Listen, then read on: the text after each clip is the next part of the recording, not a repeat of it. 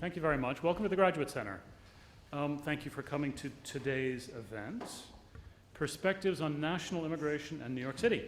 My name is Chase Robinson, and I'm Provost of the Graduate Center. Many of you will know who we are, but for those of you who do not, and I should say that this event is being live streamed, and there are people in the audience who are tweeting as well. And for those of you who are members of the Twitterocracy, hashtag GC Immigration is what I've been told to flog. So welcome once again. The Graduate Center for the City University of New York is the university's hub of research in the social sciences, humanities, and the theoretical sciences. We're home to 32 PhD programs and about 35 research centers and institutes. Today's program is sponsored by our Advanced Research Collaborative's Immigration Research Initiative. I'm grateful to Professor Don Robotham, who wears several hats around the university, and one is leading the Advanced Research Collaborative. Through that immigration initiative, we've created an incubator for a unique and really exceptional concentration of leading scholars and doctoral students who work on the social, the political, and the cultural impacts of international migration. This interdisciplinary focus on immigration issues draws from our faculty in doctoral programs in sociology, in political science, economics, anthropology, and history, and it also includes a number of leading collaborators from around the world. Now, immigration, as anyone who follows Washington politics understands, is an immensely important topic of national debate. It's about policy, but I think I'm not the only person who also thinks that it's about a vision of political community, who we are as a country, especially in this era of globalization. The Senate's so-called Gang of Eight, led by New York Senior Senator Chuck Schumer, has introduced a bipartisan measure that seeks to create a pathway to citizenship for more than 11 million undocumented persons in the United States. And today, coincidentally, happens to be a national day of action on college campuses in order to support immigration reform. Just last week, Bill Kelly, the Graduate Center's president, was proud to sign on in support of Mayor Michael Bloomberg's Partnership for a New American Economy, which supports immigration reform. We are delighted here at the Graduate Center to join 76 colleges and universities in 34 states and the District of Columbia in this vital effort. I should say that the effort is of particular consequence and resonance here in New York, and indeed at the City University of New York, where no fewer than 41.3% of our undergraduates were born outside of the United States. An even slightly higher percentage, 42.4%, possessing a native language other than English. So our gathering here is a timely one, and it's a crucial one, and this panel discussion offers us a wonderful opportunity to listen and to learn from many of the country's leading scholars in immigration research. It is my great pleasure to turn to our moderator for today's panel, Mr. Errol Louis, the host of New York One's Inside City Hall, and an adjunct professor at the CUNY Graduate School of Journalism. Errol.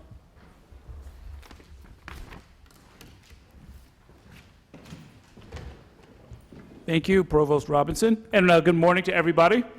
I know we are all sort of mindful of the events in Boston, and it's never a bad time to talk about immigration policy. Today might be the perfect day to talk about immigration policy and some of what lies behind it, in part because of those events and the violence that is connected with them on a university campus in part, but also because we're at sort of a turning point. Many of you, I think, are probably too young to remember the last big immigration debate that went on in 2007, but it was dramatic, it was angry, it was disappointing in a lot of ways, and worst of all, it lacked a lot of factual substance when it came right down to it. So what we can do here, which I think will be helpful, is try to sort of think it through, talk with some of the experts about what all of this could mean for New York City, and hopefully make a contribution. You know, it's not lost, or it should not be lost on anyone, that of the candidates running for mayor this year, 3 are immigrants. This is, in other, you know, we take it in stride. In other cities, that would be somewhat unusual.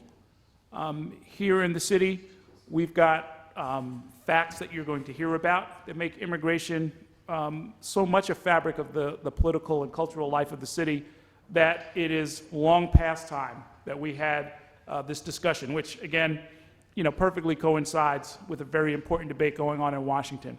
So I'm going to introduce the panelists and tell you how we're going to proceed. We're going to start, and I'm going to make sure I get everybody's title right. First, we're going to hear from John Mollenkopf, who directs the Center for Urban Research and is a distinguished professor of political science and sociology here at the Graduate Center. He will give a presentation along with Richard Alba, distinguished professor of sociology at the Graduate Center. And with that backdrop, I will then have a sort of a conversation, and we'll hear some short presentations, some insight on what the bill could mean for New York, or the current debate for New York, from Nancy Foner, who is a distinguished professor of sociology at Hunter College and the Graduate Center. Sujatha Fernandes, associate professor of sociology at Queens College and the Graduate Center. And Phil Kasinitz, professor of sociology at the Graduate Center and Hunter College. And so let me turn it now over to Professor Mollenkopf. He's going to bring us some sort of factual groundwork, after which we'll start our discussion. We're going to talk for probably about an hour or so, and then we'll invite you to join the conversation as well.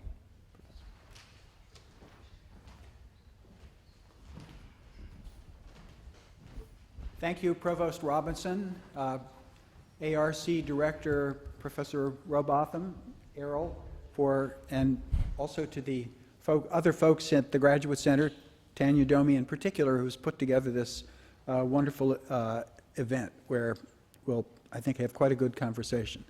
Richard and I are just going to provide a very brief overview of some of the aspects of immigration and how it frames everyday life in New York City today. And the points that we want to make include the fact that New York is a resilient city, is a growing city, owes a lot of that to immigration, especially since 1980. But before then, it was a declining city, and immigration really turned us around.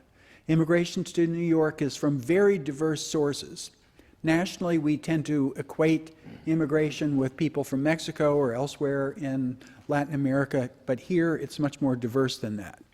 And as a result, our city is shifting from a formerly predominantly white city, not to a city where some other group like African Americans is dominant, but in a situation where we're very fragmented, very multicultural, and no one group really exerts a majority sway over the city. And then finally, this is something that affects not only the central city, but as we'll see, the entire area surrounding New York City. So I'll show a couple of slides that come from a presentation or for a chapter by a couple of our colleagues in city planning in New York City who have an essay coming out in Nancy's about to come out new book, 1 out of 3, Immigrant New York in the 21st Century. This is a bar chart. If you look at the green bars, which start out on the left-hand side, you can see the 70s was a period of very substantial population loss, and that was turned around in the 80s, 90s, and 2000s. And the reason that it's not in the negative column are those yellow bars, which is the net international migration. And you can see if you remove those bars, New York City would look a lot more like Detroit or St. Louis or Milwaukee than it does like New York City today.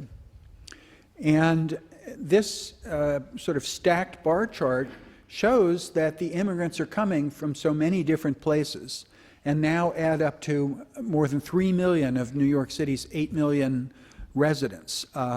This is unusual because other immigrant-receiving cities like Miami or Los Angeles are much more likely to draw from one specific region of the world, but we get many regions of the world.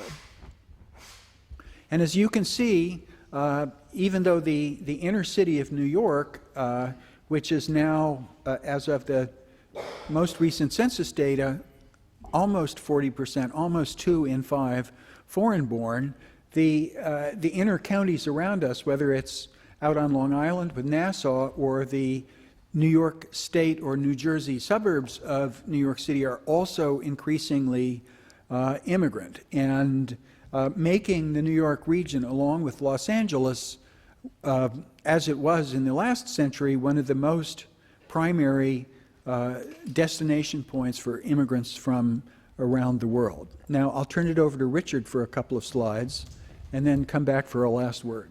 Thanks. Thank you very much, John. I'm also very grateful to be here. I want to look for a moment at the changes taking place at the national level, which I think provide a very important background for thinking about the components of the immigration proposal that was put forward by the Senate's group of 8 in the last few days. So if we look at the national picture, of a population picture, and we think about the changes that picture implies over the next 25 years, we can see that we're on the threshold of really a major demographic shift. And particularly important in the near future is going to be the change in the working age population.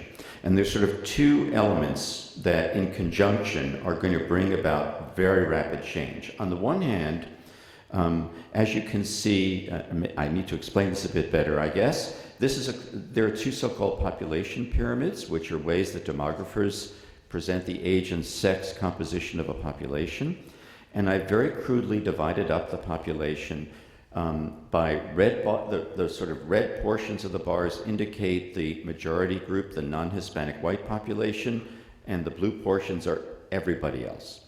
So what you can see in 2010 at the young age group is the very large proportion now that people outside of the majority group make up of young Americans. So as people age into the workforce, they're increasingly coming from minority backgrounds. If you now look at the older part of the 2010 population, you see a very big bump. Red bump. That is the baby boomers. And this is a heavily white, also highly educated and highly skilled group. And over the next 25 years, it will be leaving the workforce.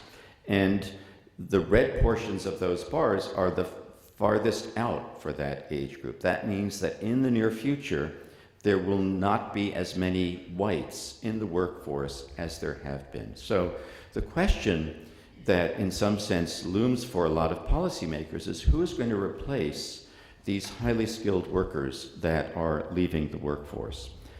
So if we look now at the educational attainment of young adults and we look at one of the predominant immigrant origin groups, the Latino population, we can see that there are big educational differences, big inequalities between whites and Latinos. The same would also be true if we compared whites and blacks, but Latinos are really the key here to driving the population change that I showed in the last slide. And you can see that there are big differences at the lower end of the educational spectrum.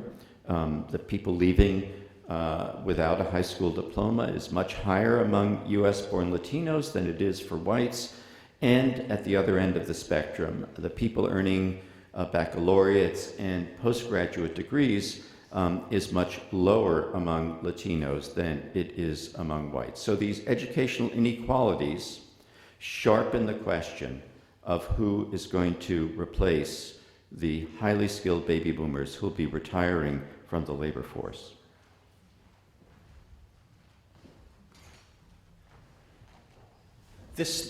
The major push for us having this meeting today is around the introduction of comprehensive immigration reform in the Senate. And this is something that we've struggled to try and achieve at many points in the past, and we are approaching what is, many people feel, and I certainly feel, is the most favorable moment to pass legislation that we've had in quite some time. As Chancellor Bismarck once said, don't want to look too closely at the legislative process that may resemble sausage making and have ingredients that not everybody is completely comfortable with. And that certainly is what we'll get out of comprehensive immigration reform if it is adopted, or hopefully when it is adopted. But it's going to have very substantial impacts not only on the country as a whole, but on New York City. And the first, clearly, is to allow people who are unauthorized or undocumented migrants in New York City to achieve a certain level of legitimacy and security and move out of their tremendously precarious positions. And that includes a great many students in the City University of New York. Of the roughly 40% who are immigrant, a significant number were brought here as children and lack authorization. And CUNY, I think, has been in the forefront of working with those students and mobilizing them, and they will all benefit tremendously, as will the largest population. But there's also going to be a huge implementation challenge of figuring out how people will be identified, how they'll assemble the requisite documentation, how they'll get support as they move through the process. New York City has a very large network of immigrant-serving organizations, but they're kind of perpetually underfunded, and meeting the challenge of this administrative process is going to be a significant one. And finally, the shape of people coming into the country balanced between what historically has been family reunification and now will be moving more to a credential-based admissions process is also going to have a lot of implications for New York City, because our labor force draws in a lot of people, both highly skilled people at the top and low skilled people at the bottom, and the universities joining the City University are also major producers of people with advanced degrees who are also going to have new opportunities to become citizens. So with that as a frame, I will shift it back to Errol for discussion. I'll just give you a little advertisement for our website, which you might want to take a look at some point, and we'll return to the discussion. Errol. Okay, thank you. So I'm going to ask, and we'll go right in order, Nancy Foner, Sujatha, Fernandes, and Phil Kasinitz, and ask each of you to talk about, if you were addressing the legislative leaders, the White House strategists, the people who are in Washington about to shape immigration policy or attempt to, for what could be a generation or even longer. What are one or two things that you would really want them to know? The basic outlines of this we've heard over and over again. There are the buzz phrases, the going to the back of the line, and putting in an application and going and waiting in the country of origin, and on and on and on. What are the things that you would want them to know? Well, in terms of looking at, as the subject of the panel today is on New York, and looking at what impact the reform, but we don't know, of course, what's going to get passed, but at what kind of, something like what the Gang of Eight is putting forward gets passed, what the impact would be for New York, I think there are three things, I'll have to make three, right, that I just want to focus on. One is what John already spoke about, which is diversity in New York. The second is the issue of the family. And the third is really in terms of improved people's lives. So first, in terms of diversity, John brought out the tremendous, New York stands out for its tremendous diversity in terms of its immigrant population. And it's not just its legal immigrant population that's tremendously diverse, it's also its undocumented population that's very diverse, which makes New York very different from the rest of the country.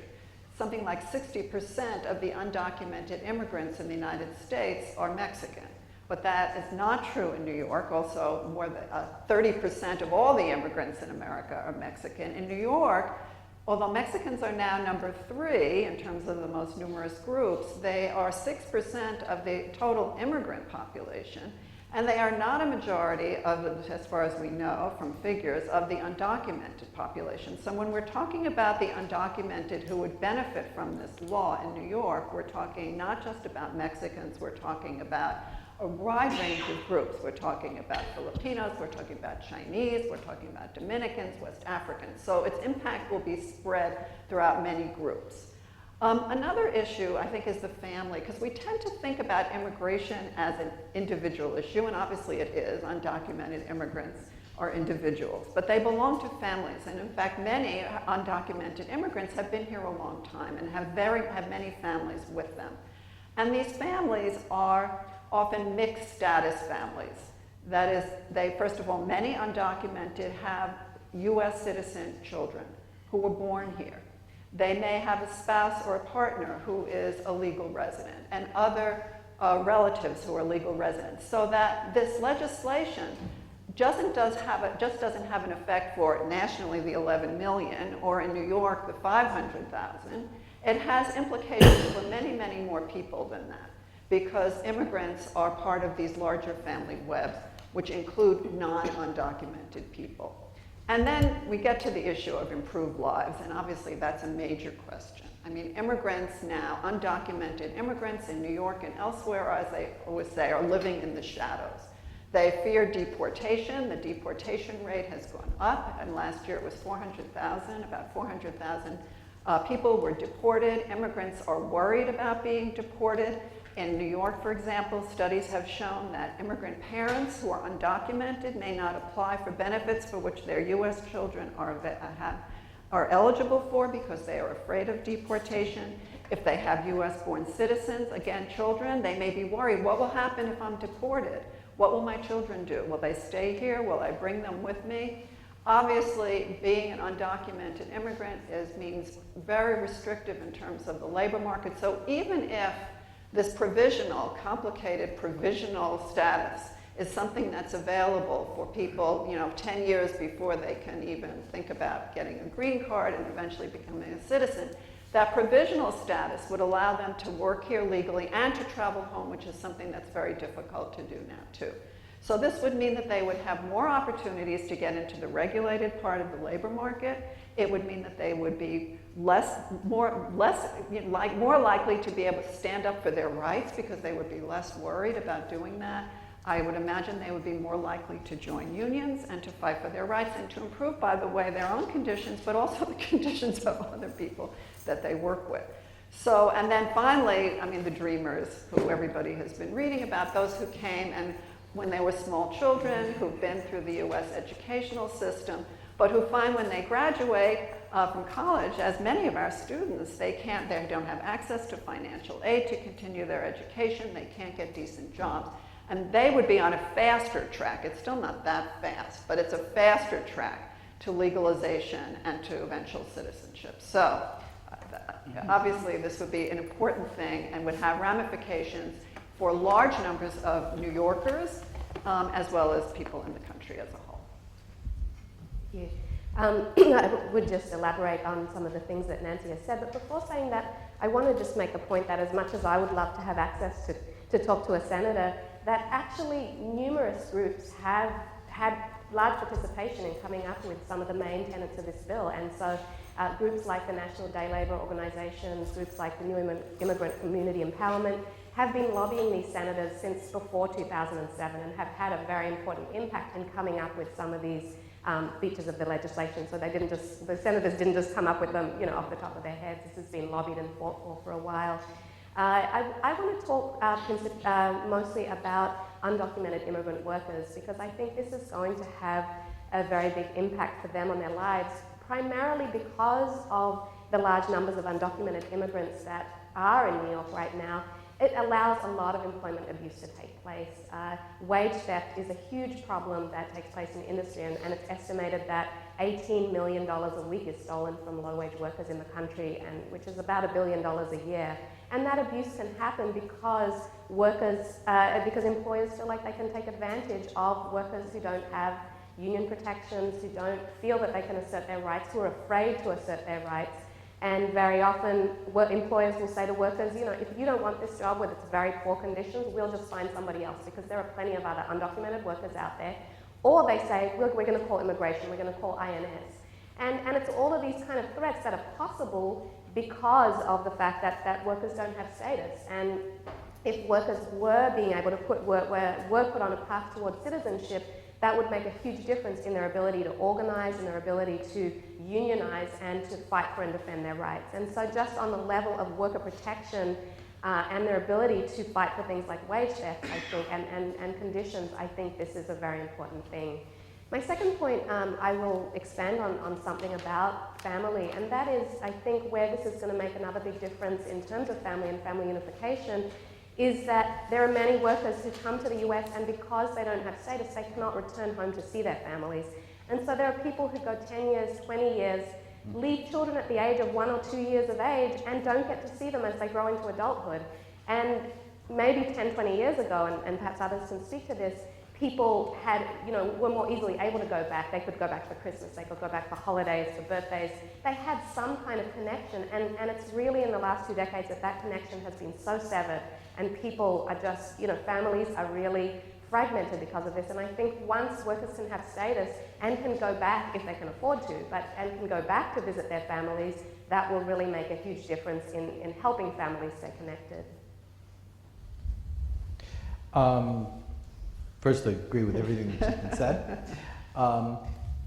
I think that the new law, as currently outlined, is a real good news, bad news situation, as inevitably happens in the sausage making and before Congress. And since I'm going to say some critical things about it, the first thing I want to say, it's a huge improvement over the current situation. And it's a huge improvement for the reasons that have just been stated. To use the inevitable cliche, it does bring people out of the shadows. It's going to be tremendously important for the DREAM Act eligible young people. The fact that people can now travel out of the country will be a huge improvement in people's lives. The fact that some of the most egregious injustices of our current situation, where the parents sometimes or close spouses of US citizens are being deported or now in deportation proceedings or actually have been deported, the fact that this law allows a fair number of those families to be reunified is really one of its best and its most humane features. A minor transition that I would talk to New York policymakers about, which I don't think people have thought about, is the elimination of the visa lottery, which probably doesn't make a huge difference nationwide because the numbers aren't that big, but an awful lot of the visa lottery recipients end up in New York. And that may end up shifting the source countries a little bit. In recent years, we've experienced a large immigration from Africa, Pakistan, and particularly from Bangladesh, which is a very rapidly growing population that draws very heavily on visa lottery winners. Now, at this point, there's enough people here that they could use family reunification to start bringing people in, except there's going to be less family reunification. Since several categories of relatives have been eliminated, you can no longer, under this bill, sponsor your siblings, for example. And family reunification has been limited relative to employment, rather skills-based. A move, at least for some of the immigration system, to a Canadian-style skills-based system. That probably means a shift away from those countries and probably to East Asia, I would imagine, with these skills-based systems. And it's really untested. The idea that somehow immigrants who have credentials do better in the economy, is the best source of a job having a credential or having a cousin who already has a job?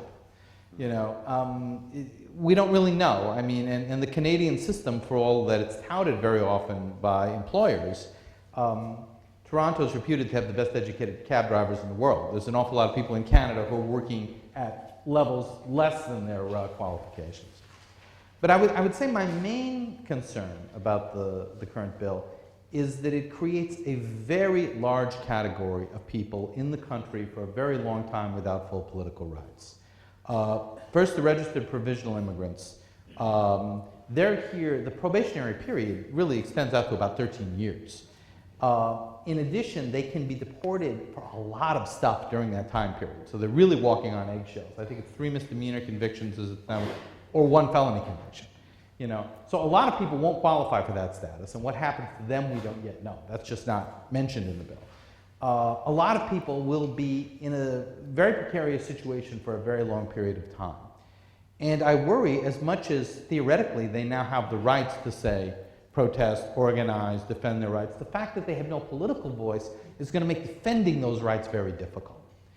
In addition, you've got an expansion of the number of guest workers, which is another category of people who are part of our city and our country economically and politically and socially and culturally, but not, well, I misspoke, not politically. They're not even second-class citizens. They're second-class denizens without any kind of political voice.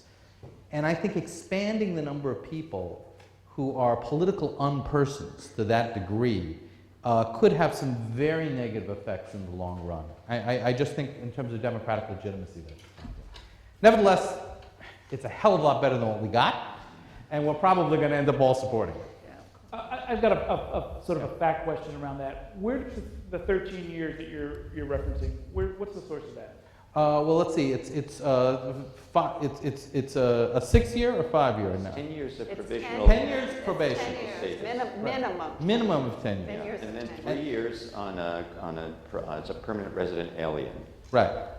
And then you're eligible. To apply for apply for- citizenship, Yeah, which doesn't happen like instantly. What are the wait times for citizenship now? Yeah. You know, for It people will who be pull much it out. longer Of course it will. because of all the mechanisms that you have to go to apply for each stage, even to get to be, according to the law, right, according to the bill, to become a provisional resident. You have to pay fines, you have to apply, they have to do criminal checks. I mean, that will take a while before that even happens. And then there's a mechanism that's very unclear in what they've proposed, and that is that when you reach the end of the provisional status, you then apply for a green card. And according to the short summary of the bill that several of us have seen, you then have to go into the merit-based application system, and it's very unclear what that means. The merit-based application system is based on points that involve things like amount of education.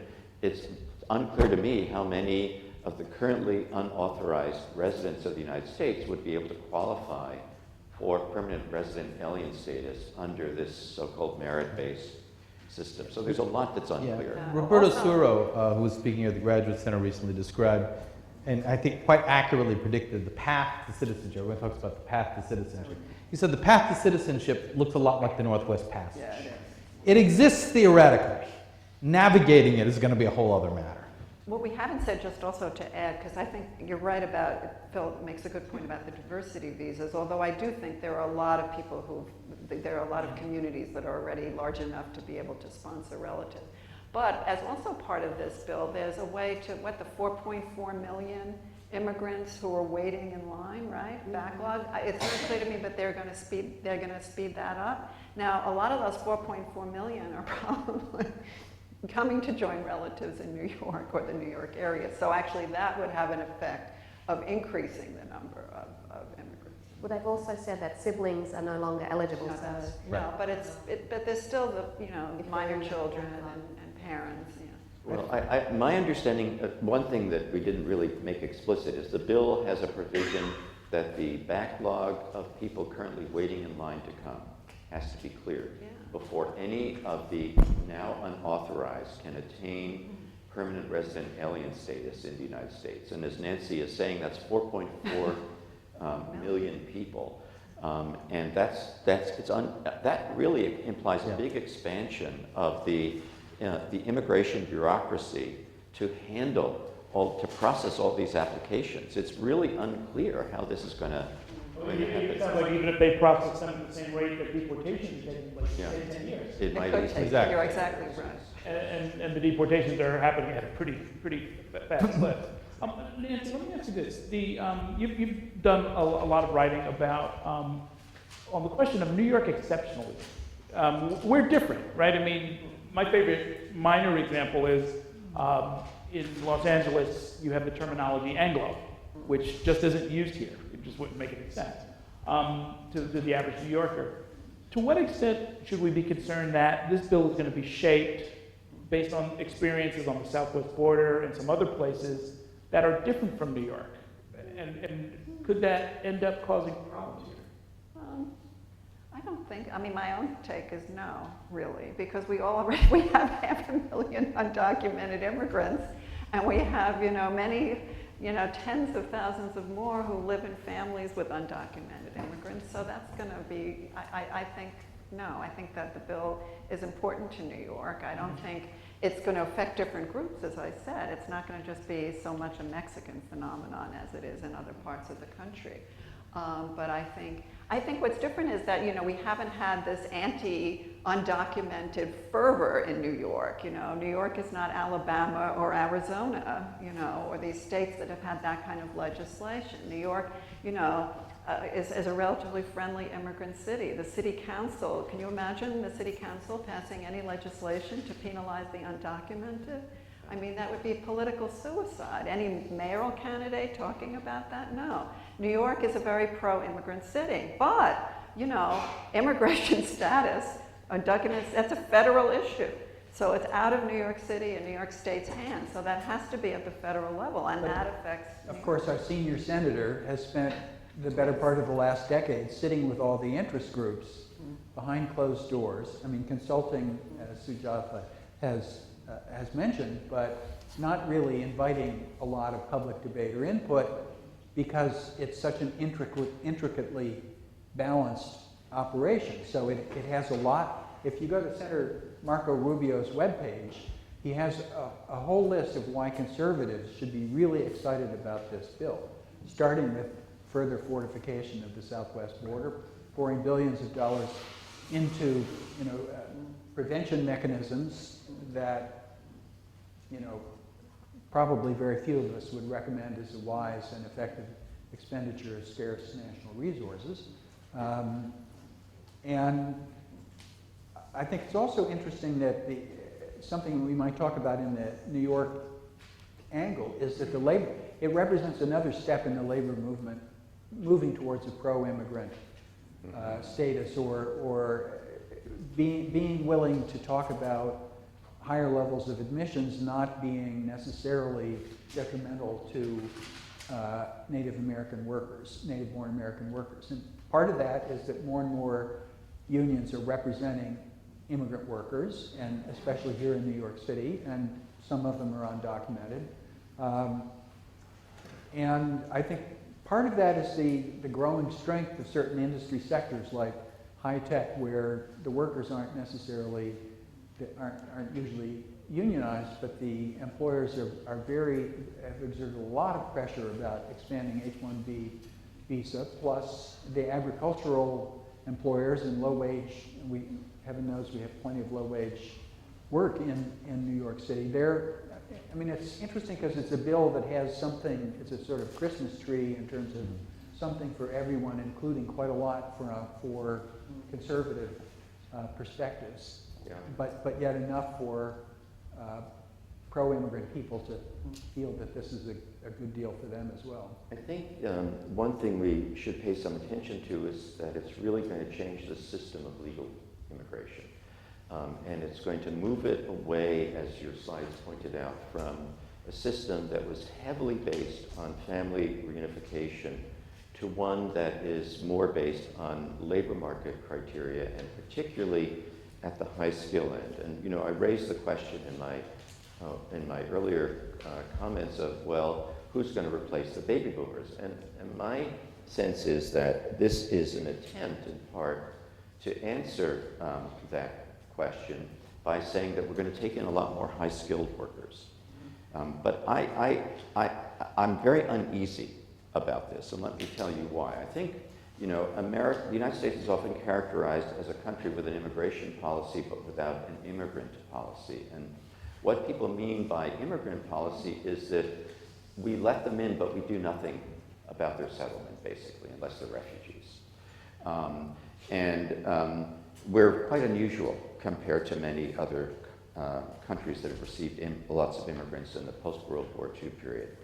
And you saw the slide that I put up about the great inequality in education between whites and US-born Latinos, who are primarily the children of immigrants. So what we're allowing to fester because we're not really paying that much attention to assisting humble, modest immigrant families to adjust to the United States, to help their children to do well in school, is that we aren't really investing in the educational system in ways that are going to help these young people. And I think that we will need their labor at the high skill end to help replace the baby boomers. But B, unless we change the way we think about this, we're allowing the possibility for more rigid ethno-racial boundaries in the United States to develop that will now embrace a very substantial part of the population. So I worry that Congress imagines they can solve the problems of the near term by letting in more high-skilled immigrants. They won't have to invest in the education of people already here. I find that really an unwise policy in the long run. Could you argue that unlike immigration writ large, which is a federal responsibility, the trend or the history has been to simply offload it to locality? Well, that's certainly the case. But I do want to point out historically that sort of the critical period of integration, if you will, for the children and grandchildren of the last great wave of immigrants was in the 25 years that followed World War II. In that period, both at the federal level through programs like the GI Bill, but also at the state level by the formation of public university systems, by the expansion of public university systems, government at both the federal and state levels really invested in education in a way that accelerated the mobility of the second and third generations to come out of the earlier period of immigration. And we need to think about some kind of analog for the present, because we really are going to need these young people. I mean, I think it's a fantasy to think that all of the high-skilled workers that we need are going to come through immigration. Some of the countries that provide high-skilled immigrants, like China, are going through tremendous demographic changes of their own, a shortage of young people in China, for example. And B, we're going to be competing worldwide with many other countries, including a lot of European countries, to recruit high-skilled immigrant workers, because all of the rich countries face the same problem that we do of this massive demographic change driven by immigration, with sharp educational inequalities between the native majority and immigrant origin kids. So we've done it before. We should think, we should think of how to use the human resources that we already have here. You're saying demographic change, it's really a demographic collapse, right? In the rich countries? Well, not in this country, not in the United States. We have lots of children. And some, it's true that we have probably, relative to the adult population, a larger child population than almost all of the other rich countries. Some of them, like the Netherlands and Germany, you could say there is a kind of demographic collapse going on, but that's not true in all of the countries. So France and the UK are somewhat different. They have many more children than some of the Northern Europeans. I wanted Sujatha to pick up on something that Professor Mollenkopf was talking about, which is the wonderful series you did on the different immigrant workers, the women cab drivers, and the delivery guys. What's their future under this? I mean, do they continue to grind it out for the 13 years it'll take to get some kind of a different status? No, I think that it's mixed, because I don't think that necessarily just having, if they manage to get the registered provisional status, I don't think that necessarily is going to change their lives hugely, because taxi drivers, which is one of the groups I talked about in the articles, already do have papers, and that doesn't stop them from being exploited, and it doesn't stop them from, competing in a really tight labour market with very low wages. And so I think that it is going to take more. There's going to be a whole lot of other provisions that are going to have to be pursued at the same time. But I do think that one of the really huge things for many of these workers is going to be the path to citizenship. And I think that previous attempts at sort of guest worker visas and other more temporary status that doesn't have citizenship as a long-term goal has been a real problem for a lot of these workers. And, you know, in the articles, myself and Tommy Wu, a graduate student in our department who worked with me on the Chinese delivery worker article, one of the things that we found was that, you know, without status, these workers don't have adequate health care. They have no health, you know, very little access to health care. They have very little access to housing. Most of them live in unauthorized basement apartments and single residency hotels, and their conditions of life without status are just very difficult. And so I think at the very least, this move towards citizenship that the bill encourages is going to at least hopefully start to, you know, and because I think if I'm right, under the registered provisional status, they don't have access to healthcare yet, right? It's not until they actually get. So that is clearly going to remain a problem. It's going to remain a big issue. But once they finally do, and especially for the young people brought by their parents, the dreamers, you know, within 5 years they will have access, hopefully, to those things. So I think that you know, I want to emphasize that I really think that it's the path to citizenship that distinguishes this bill. But I think Sujatha's point highlights the fact that there's no money in this bill to organize the groups that she's talking about that are moving into the system, or even to support organizations like Make the Road or New York Immigration Coalition or the others that will be right in the trenches trying to help people. And it's too bad that we couldn't get, you know, 1 or 2% of the enforcement money shifted into that. Well, we do have a sort of a de facto city policy that in some cases runs quite counter to federal policy. Right? I mean, Right. I've heard from those immigrant groups and many others about trying to get the policy changed so that when the federal government wants to place people in Rikers Island, to inspect the citizenship status of every person who comes in, even if they're just being detained on suspicion of a crime. And the city has kind of gone back and forth. I'm not even sure what the exact status is, but I know that they were specifically resisting the policy, and it was heading for a collision with federal policy. So we've got a kind of a New York exceptionalism when it comes to some of that stuff, right? Exactly. I mean, when we talk about what all of this is going to mean for New York, is it your sense that the current administration and the likely next administration, meaning any of the candidates are out there, are they sufficiently plugged into this, do you think, or is this just a subset of life in the big city? Well, the current administration has been, and the mayor, through his extracurricular activities, has clearly been identified with advocacy for a better immigration policy, and I think particularly at the high-skilled level, which, again, is a two-edged sword. I mean, that's, in one sense, that's very good for New York. We've got high-tech industries, we've got finance.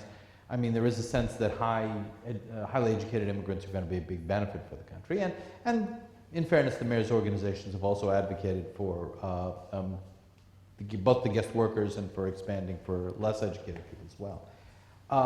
The danger is that you'll get a local elite that will take the attitude of, maybe this is the reason we don't have to invest that much in education and solve our problems. We can import it, you know. And there's always the problem, I think, of, you know, elite immigration as a substitute for the kind of services that we have to provide for the growing population of the children of immigrants and of long-term native minorities who are going to be essential for the city's future. Beyond that, I suspect that all of the mayoral candidates will say very nice things about immigration and how immigrants revitalize our city, and they will bring up the Aaron Copland and the Statue of Liberty in the background, and I doubt that any of them have a real sensible policy here. And part of it is this one thing that Richard brought up that I want to emphasize is that, you know, in that 25 years after World War II, we had a tremendous federal policy for incorporating immigrants and their children, but we never called it that.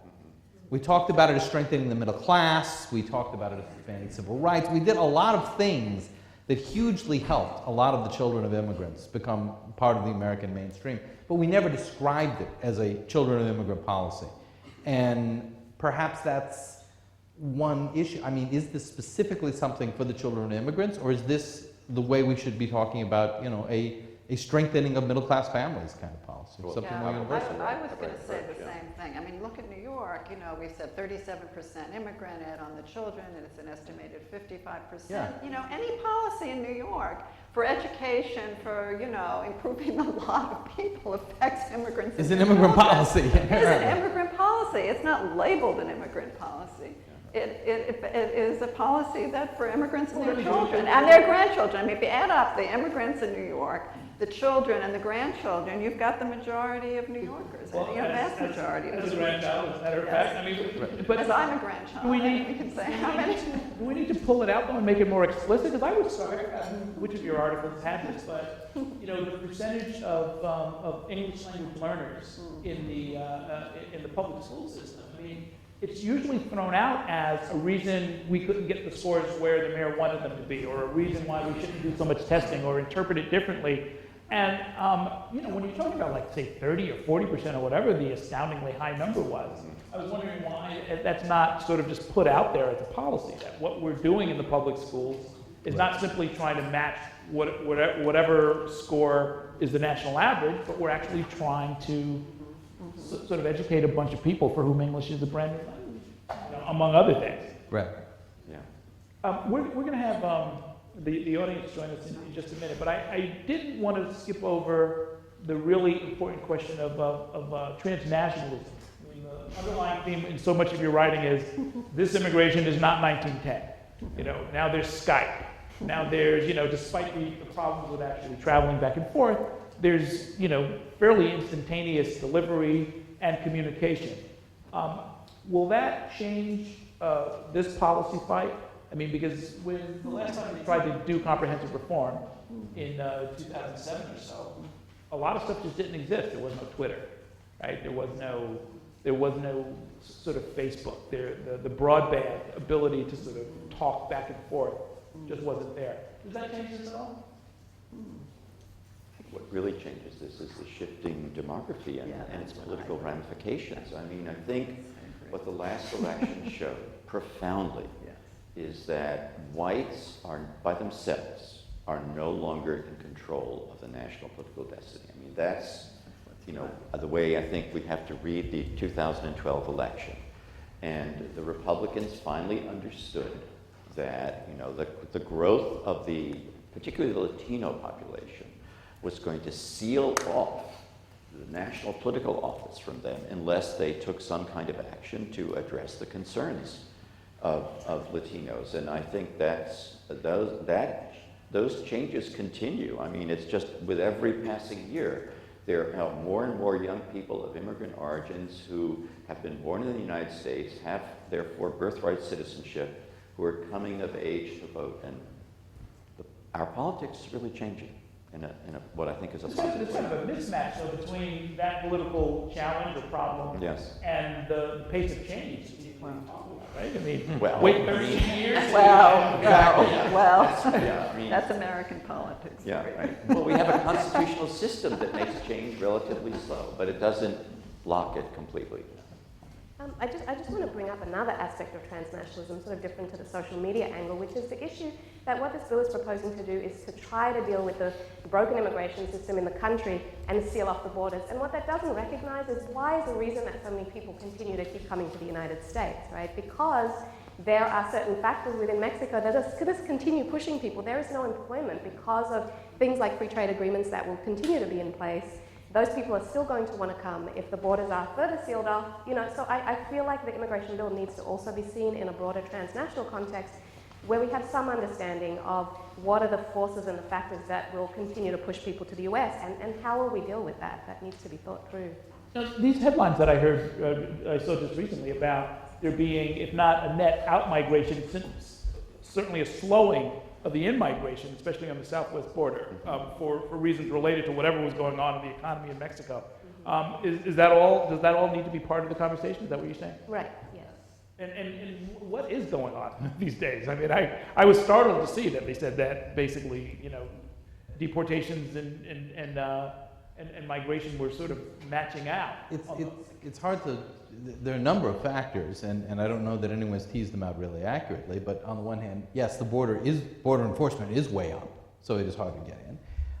Secondly, the U.S. economy did what the U.S. economy did, particularly in the construction sector. So the reasons for coming, the Mexican economy is growing, the U.S. economy was fairly stagnant for a number of years, so more people were being absorbed locally.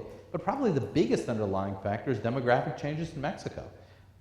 With the lowering of the Mexican birth rate 20 years ago, roughly, there is probably going to be a reduced push for Mexico. And that doesn't mean that if the Mexican economy declines radically, or in places of Mexico where, say, drug violence is driving people out, you won't get more people coming out. And if the U.S. economy picks up, that,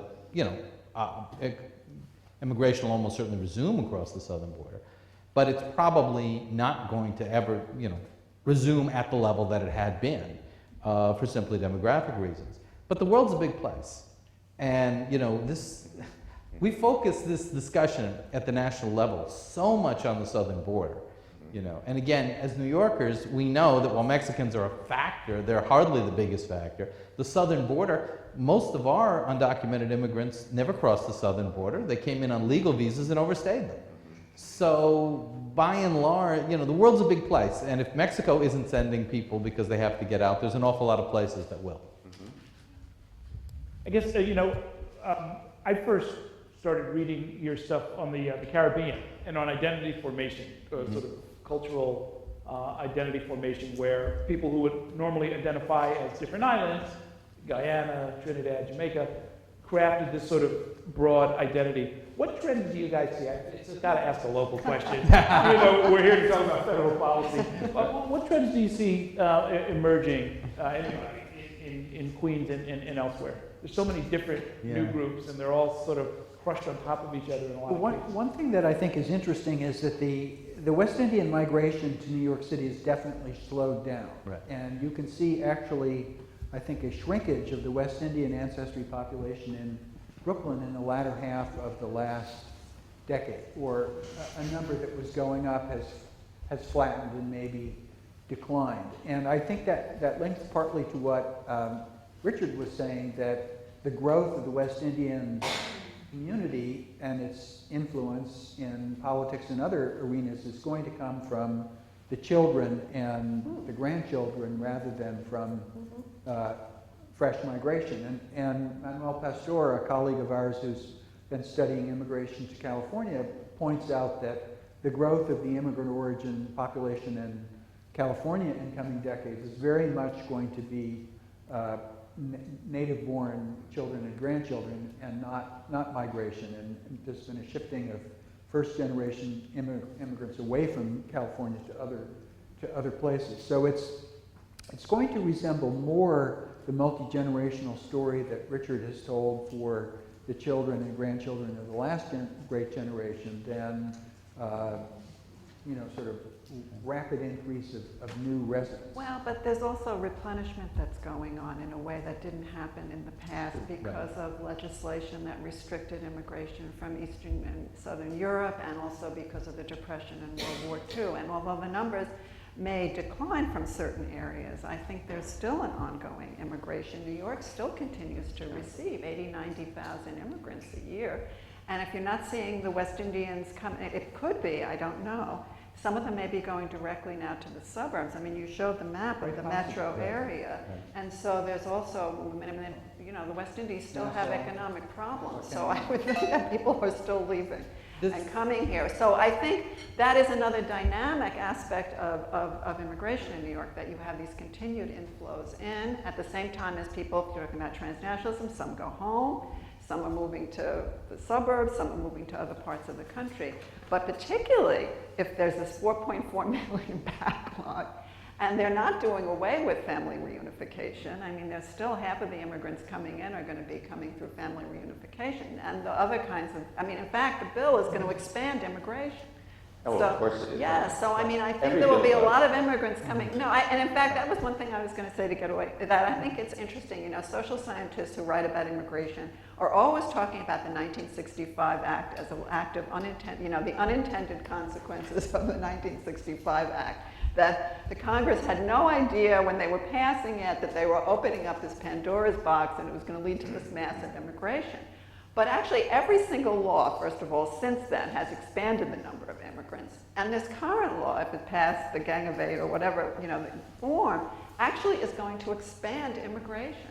And to the extent that New York has such a large immigrant population, to the extent that at least 50% are coming in through family reunification, the likelihood is that the numbers will continue to grow in New York City and in the surrounding area. And so I think that, and that continued replenishment is a factor that actually differentiates the old immigration from the new, although at the same time Richard and John are perfectly right. Yes, there is a growing second generation, there's a growing third generation, soon there's going to be a fourth generation. So, I mean, it's, it's obviously not just new immigrants. But. Yeah, one of the historical things that we sometimes take for granted too much is the fact that the 1924 law, which largely cut off European immigration, creates a situation where kind of generational upward mobility and distance from previous countries kind of were in lockstep in a way that they did not have to be in any real sense. It just happened to work that way. So, I've said this before, but we lost a great colleague, Ari Zolberg, Yes, at this moment, right? But yeah. his great book talks about how when we shut the front door, often we open side doors of various kinds over the years, and how the reform process does kind of feed on itself in terms of expanding immigration.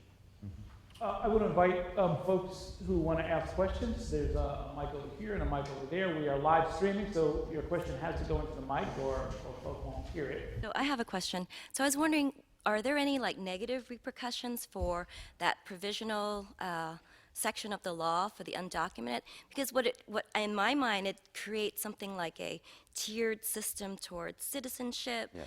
It creates all these different tiers. What are the implications of that? Well, it certainly creates a new legal status that is inferior to existing legal statuses.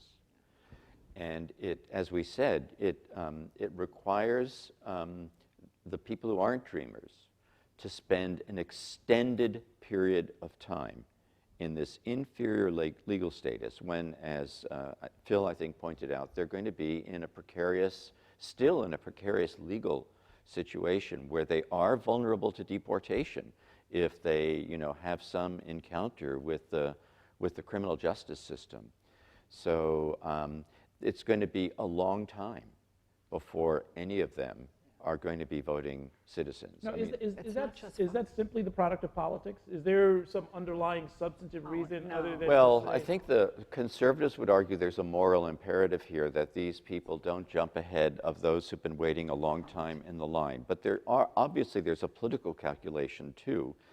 I think that the Republicans are concerned about admitting a large number of people to citizenship in the near future who are going to likely vote in the majority for Democrats. I mean, I think one has to, that's the reality, right? that's the reality.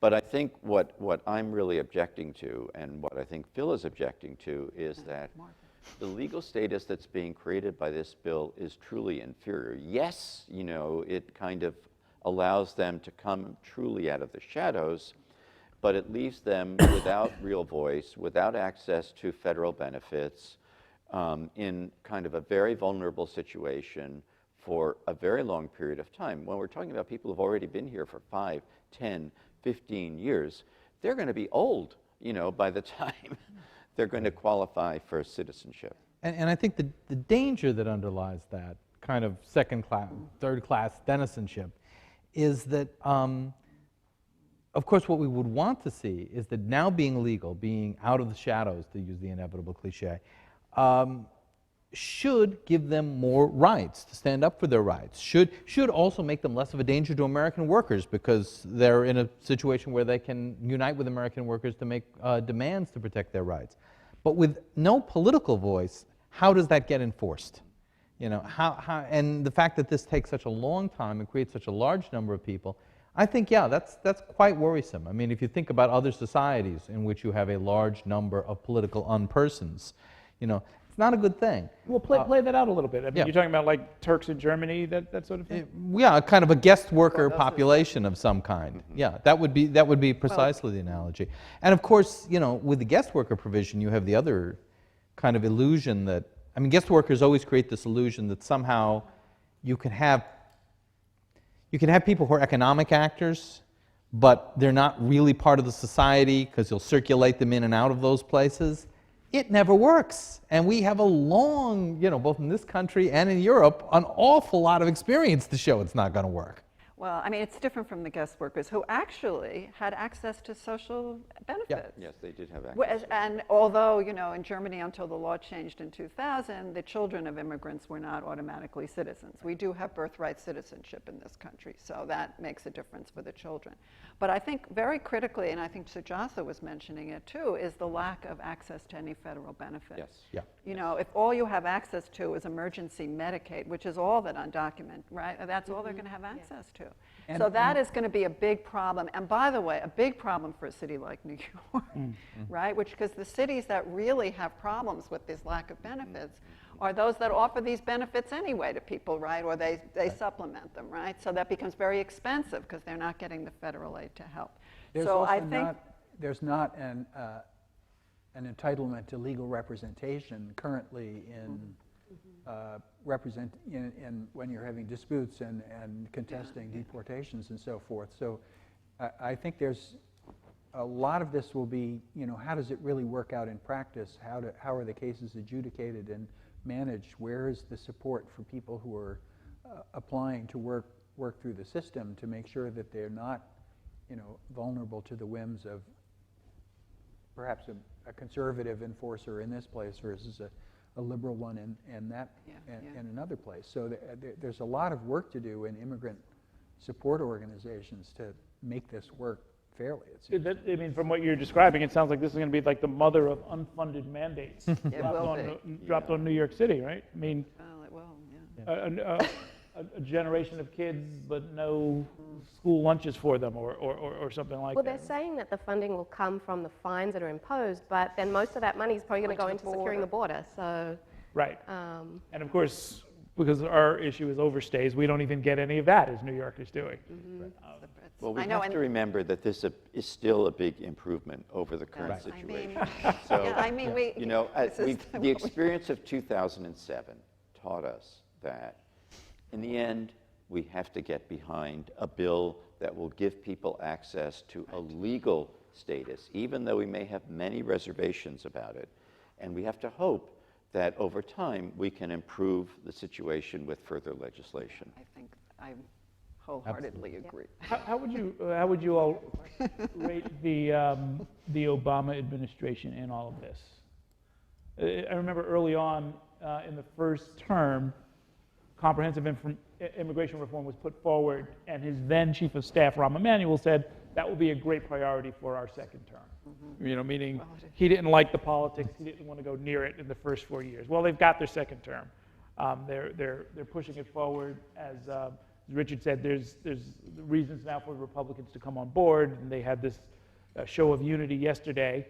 I think immigrant advocates were very glad to see Rahm Emanuel go back to Chicago. I think we also have to remember that this isn't through Congress yet.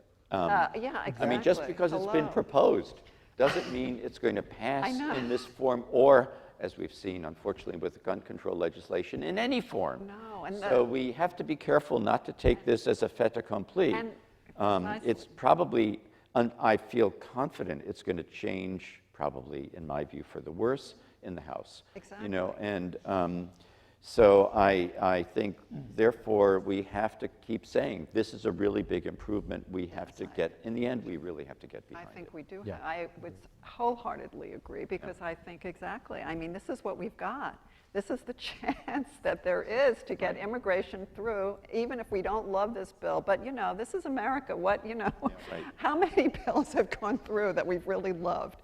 I mean, there's so many compromises to be able to get this through. And I think, as Richard said, I think it's going to get watered down in ways that we don't like even more in the House. But let's hope that it just gets passed. Because even though it's got all these problems, it's still better than no bill. Yes, and it's taken, I think, a fair amount of political courage on the part of the senators that have gotten, especially the Republican senators that are standing, behind this. And I think we, need to recognize that and commend them for their willingness to come forward. And Panel can actually comment on how this move from a family-based system to a merit-based system, and how this kind of system actually maybe like deconstructs a particular hierarchy, but then actually builds another kind of hierarchy in terms of, how the merit-based system is often racialized, right? Like, as we can learn from the Canadian system, which is also merit-based. So I'm just wondering if the panel can kind of talk about that a little bit. My pet peeve is that the social sciences aren't considered to be STEM This may be a little inside baseball, but STEM is science, technology, engineering, and mathematics. And so science-based, high-skilled... included economics, no? We're going to let them have low-skilled workers, too. Those some economists are basically mathematicians, Yes, so perhaps they would get in that way. Yeah. You know, Phil was saying that the Canadian system had not worked perfectly as designed, which is something worth considering. As a city where, you know, we've been moving up in the hierarchy partly because we've been increasing the number fairly substantially of people with bachelor's degrees and advanced degrees in our educated labor force.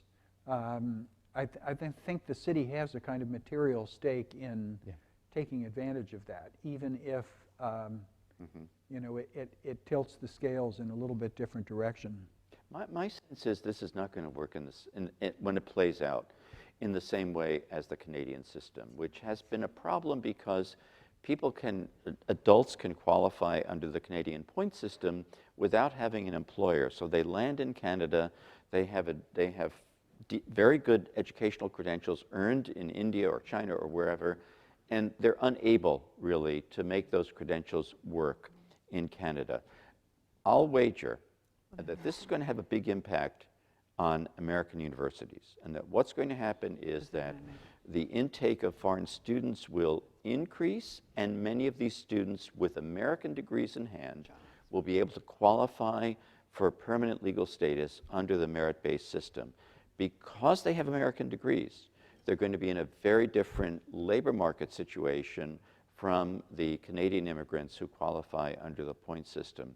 But again, I have to say it raises concerns for me, because I think that the demographic changes that I alluded to in the very beginning mean that there'll be places available for people of minority origins in colleges and universities. And I fear colleges and universities accelerating a strategy that they're already turning to of seeking to recruit foreign students, because now there will be, for those students, the promise of obtaining legal status in the United States at the completion of their degrees. But you know, we also should keep in mind that although there's going to be an increase for the highly skilled, also they're increasing the low skilled. I mean, quite a lot. I mean, they're going to be allowing in not just agricultural workers, but other low skilled workers.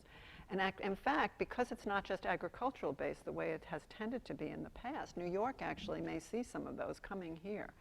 So the hospitality industry. Yes, and slow-level service work, yeah. I mean, and in fact, that's one of the industries that's going to be, we look at any chart about what's expanding in the next, 20 or 30 years. It's people taking care of old people. What in hospitals, healthcare workers. I mean, there's going to be a big expansion of that. And New York has a lot of those workers, and so maybe they'll be coming into the city as well. So I think, there is all that, potential expansion of low-skilled as well as high-skilled. Yeah, I think the way the low-skilled workers are being treated, and since there are very well-established pathways of coming to the United States, I think it's almost a certainty that we're going to have 10 years, 20 years from now, we're going to be discussing the problems of the unauthorized again.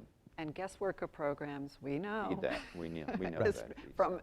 From Europe and from our own experience with the Bracero program, guest workers often become permanent workers. I mean, That's they right. don't go home. Whenever And you, so- This is exactly what the conservatives I say. know, we should, but that's, I mean, there are a lot of unintended, this is, again, are unintended consequences of this. Unintended but foreseeable. because Foreseeable, we're yes, using, but they're not. we're yeah, using but- the idea of temporary worker status for labor niches that no one thinks is temporary, you know. Right, right. Plus, people may even think they're coming in temporarily when they started, you know. But, 6 years later, their lives have changed and they're here. And this is completely predictable.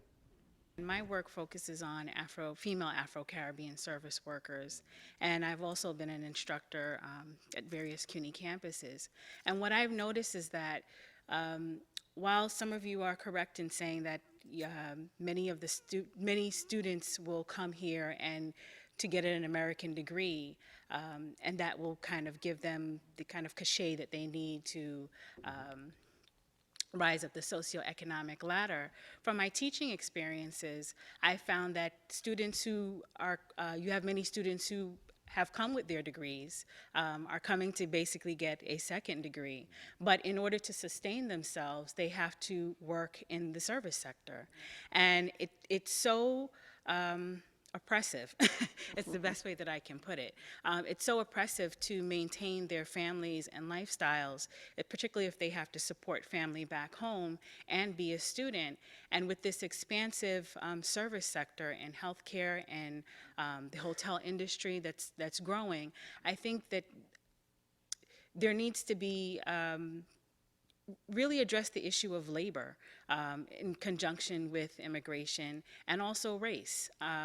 There's so many Afro-Caribbean women that I've interviewed who are working in the healthcare field. They start off as domestics and transition into healthcare, but the pipeline is solely through the service sector. It's not anywhere else because of their immigration status. And I'm hoping with immigration reform that will change, but the likelihood of that changing anytime soon is going to be very challenging for many of the women that I study and also the students that I've taught. So I think that it's very important to just kind of expand the discussion to include all these multiple factors in race and labor and immigration, and really examine how challenging it is for immigrants to navigate these issues, particularly when a lot of them aren't even included in the discussion. Sure. Well, Yeah. Sujatha, you had that wonderful anecdote in one of your stories about the I think it was a graduate student actually who ended Right. up being a delivery man. Right, yes. I mean, you sort of open up the whole story with that. Yeah.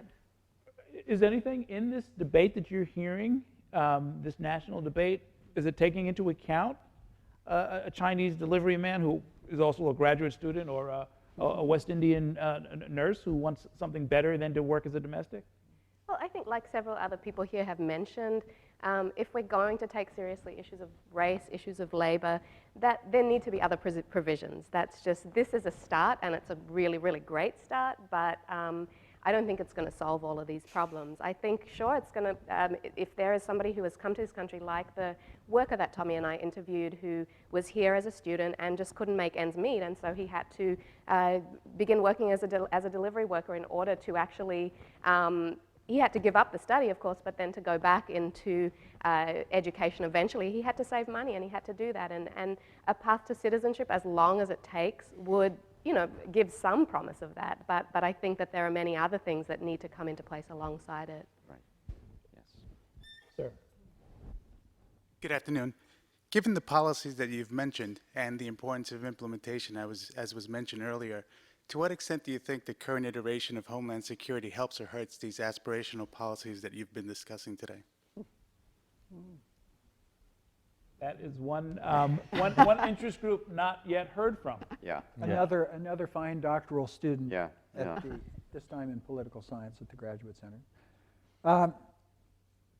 You know, the Homeland Security Department was forged in the aftermath of 9/11 out of lots of different elements, I think, not with a lot of thought about necessarily about how to make them all work together smoothly, but to show that the federal government was responding to domestic security challenges and to prosecute the domestic face of the war on terror. So it's not an institution that is committed to immigrant rights or immigrant advancement or immigration policy in the sense of fostering integration of immigrants over the life course and over the generations.